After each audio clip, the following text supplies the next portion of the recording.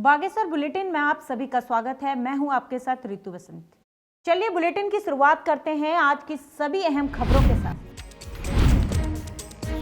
बागेश्वर में 21 नए कोरोना संक्रमित मामले आने के बाद प्रशासन और जिले की चिंता और बढ़ गई है। इधर पहले भी गरुड़ में बीते दिनों संक्रमित मामले आने पर गरुड़ को कंटेनमेंट और बफर जोन बना दिया गया था, जिस पर लगातार प्रशासन की निगरानी जारी है। वहीं आपको बता दें कि जिले में अब तक 155 संक्रमित केस आ चुके हैं, जिसमें से 1 की मौत हो चुकी है। वहीं 98 लोग ठीक होकर घर जा चुके हैं। वहीं अभी भी जिले में 56 केस एक्टिव चल रहे हैं। कल आए नए मामलों में 14 आर्मी के जवान हैं, तो वहीं अन्य 4 की ट्रैवल हिस्ट्री नई दिल्ली बताई जा रही है। इधर जिले में बढ़ते कोरोना मामलों को देखते हुए मुख्य चिकित्सा अधिकारी BD जोशी ने जनपद वासियों को सरकार द्वारा दी गई गाइडलाइंस फॉलो करने की अपील की है।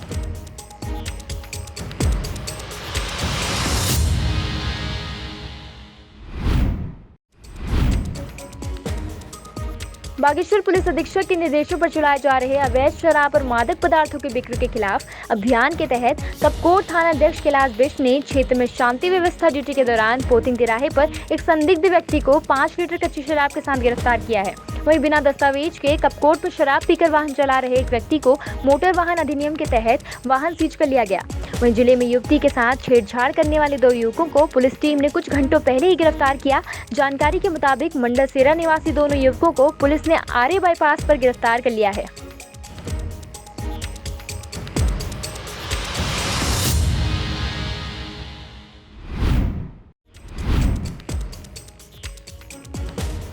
बागेश्वर की फायर टीम सर्विस ने यहां आज मानवता की मिसाल पेश करते हुए नदी किनारे फंसे गौवंशी बेजुबान बछड़ों को रेस्क्यू कर उनकी जान बचाई है।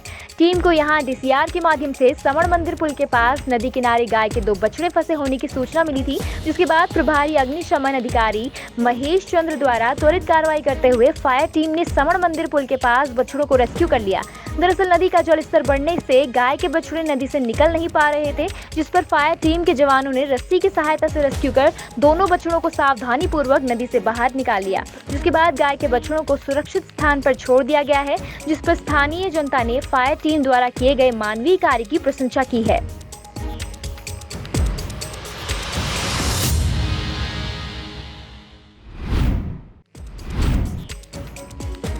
बागेश्वर के DM विनीत कुमार के निर्देशों पर खाद्य एवं औषधि विभाग की टीम ने आज जिला अस्पताल में भोजन और खाने के सामान की जांच की। इस दौरान टीम ने अस्पताल की कैंटीन से मूंग दाल और चावल के सैंपल लिए। जांच के दौरान खाद्य अभिहित अधिकारी AK फुलेरिया ने बताया कि अस्पताल में भर्ती मरीजों ने खाने की गुणवत्ता को सही बताया है। उन्होंने कहा कैंटीन से लिए गए मूंग दाल और चावल के नमूने जाँच के लिए राज्य औषधि एवं खाद्य की प्रयोगशाला रुद्रपुर भेजे जाएंगे। यहाँ निरीक्षण के दौरान अधिकारियों ने कैंटीन में काम कर रहे कामगारों को स्वच्छता का विशेष ध्यान रखते हुए मरीजों को पौष्टिक भोजन देने के लिए कहा।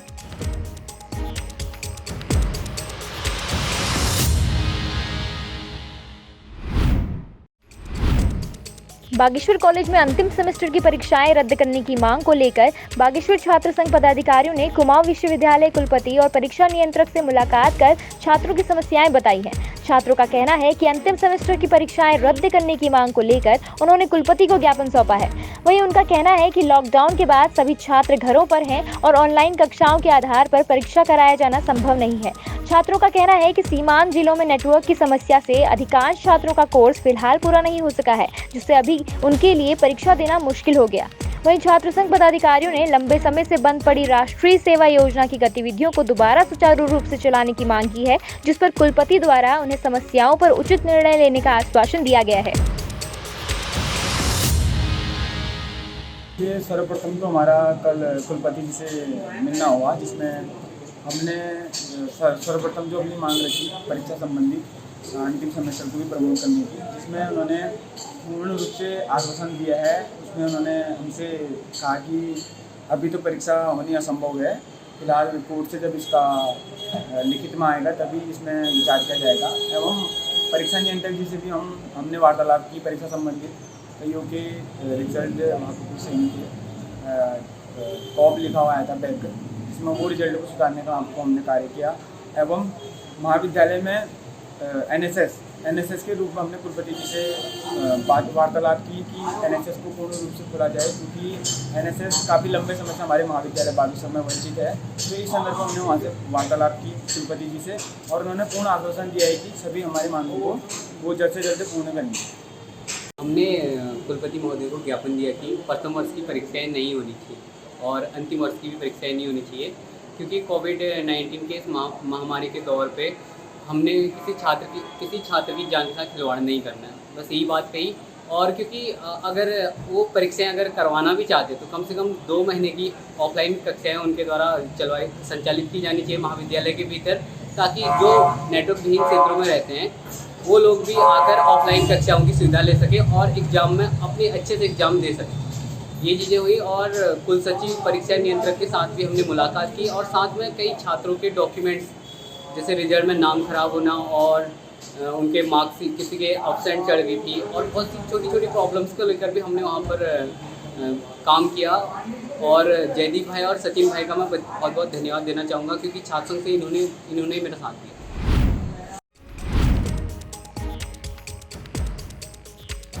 कपकोट के पूर्व विधायक ललित फरसवाण और पूर्व जिला पंचायत अध्यक्ष हरीश सेठानी आज आपदा से हुए नुकसान का निरीक्षण करने के लिए कांडा, दोफाड़ पंपो, रताईस मोटर मार्ग पहुंचे। यहां उन्होंने स्थानीय लोगों की जन समस्याएं सुनी।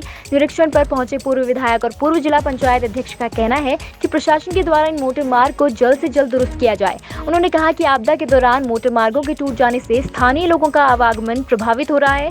साथ ही उन्होंने इस क्षेत्रों का निरीक्षण कर जिला प्रशासन और संबंधित विभाग को इसकी जानकारी दी।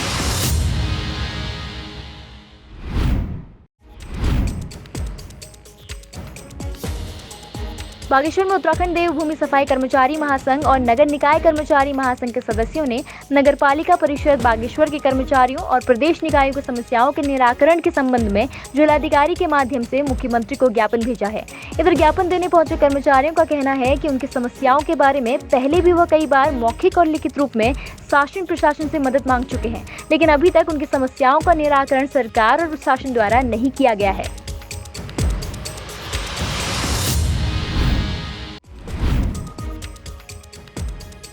नोडल अधिकारी कंट्रोल रूम से प्राप्त सूचना के अनुसार आज सुबह 6 बजे तक एक दिन में बाहरी राज्यों से आने वाले व्यक्तियों की संख्या 97 है। वहीं राज्य के विभिन्न जनपदों से आने वाले व्यक्तियों की संख्या 214 है।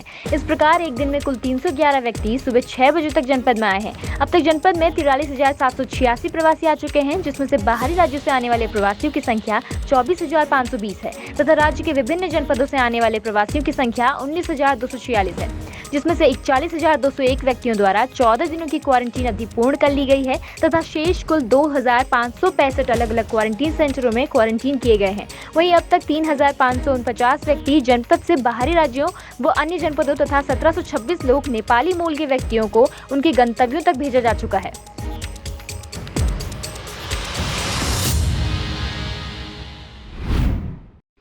आज के अहम खबरों में बस इतना ही। कल फिर मिलते हैं इसी समय कुछ और नई खबरों के साथ। तब तक के लिए आप बने रहिए हमारे साथ और देखते रहिए न्यूज़ 31 उत्तराखंड। नमस्कार।